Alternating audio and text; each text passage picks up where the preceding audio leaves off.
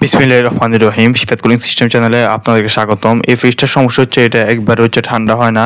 তো এটা গিয়ে দেখি এটা হচ্ছে গ্যাসের সমস্যা। তো এটা তো হচ্ছে লিক ছিল, তো এটাতে প্রেসার দেই।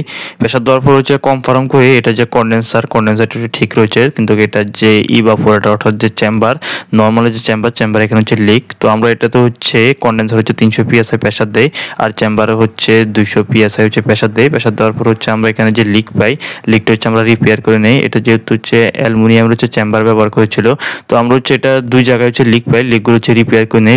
রিপেয়ারের পর তারপর হচ্ছে আবার এটা প্রেসার রাখি। ইউনিটটিকে হচ্ছে আমরা দীর্ঘ সময় হচ্ছে প্রেসার রাখি, দীর্ঘ সময় প্রেসার রাখার পর এটা হচ্ছে ঠিক ছিল। এখন হচ্ছে আমরা এটার যে লিক রিপেয়ারের জন্য যে পিছন থেকে যে সাইকোপ্ল্যান্টের যে ককশিটগুলো, যে ফোমগুলো আছে আমরা অপসারণ করেছিলাম, এগুলো হচ্ছে এখন হচ্ছে নতুন করে হচ্ছে আবার ফিল আপ করে দিব। তো সর্বপ্রথম হচ্ছে আমরা অ্যালুমিনিয়ামের যে পাইপটি, সেটা হচ্ছে আমরা ফয়েল পেপার দিয়ে হচ্ছে সর্বপ্রথম হচ্ছে আবৃত করে দিব বডির সাথে, যাতে কুলিং যাতে লস যাতে না হয়। আর তারপর হচ্ছে আমরা এটা যে ফোম দিয়ে হচ্ছে সুন্দর করে হচ্ছে এটা হচ্ছে ফিল আপ করে দিব।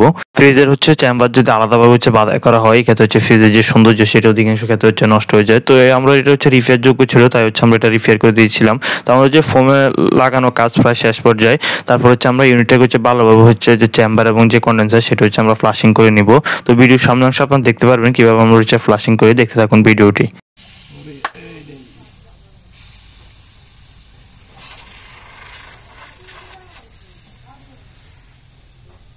ফোমিং এর পর আমরা হচ্ছে বডিটা হচ্ছে ভালোভাবে হচ্ছে এটা জাম করে রেখেছি, যাতে হচ্ছে ফোমগুলো যাতে ভালোভাবে হচ্ছে পাইপের সাথে লেগে যায়। তো আমাদের হচ্ছে এখন পাইপের যে কানেকশন জ্বালার কাজ চলছে, তো দেখতে থাকুন ভিডিওটি।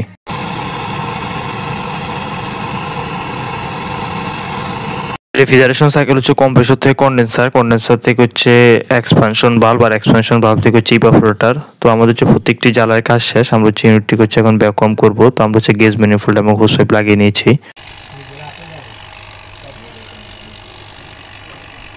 ফ্রিজের বডি হচ্ছে খুব সুন্দরভাবে হচ্ছে বৈদ্যুতিক যে বর্তনী সেটা হচ্ছে দেওয়া রয়েছে, আর এটা তো 400 রেফ্রিজারেন্ট হচ্ছে ব্যবহার করা হয়েছে। এটা হচ্ছে 40 গ্রাম হচ্ছে রেফ্রিজারেন্ট লাগবে। তো আমরা ওয়াট স্কেলের মাধ্যমে রেফ্রিজারেন্ট হচ্ছে চার্জ করে দিব।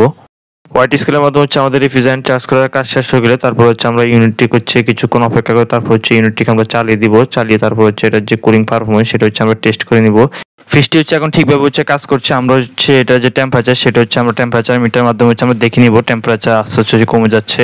তো এই ছিল আমাদের আজকের ভিডিও। নতুন নতুন ভিডিও পাওয়ার জন্য আমাদের চ্যানেলটি সাবস্ক্রাইব করে রাখুন। ভিডিওটি যদি ভালো লাগে থাকে ভিডিওতে অবশ্যই একটা লাইক দিবেন। ধন্যবাদ। আল্লাহ হাফেজ।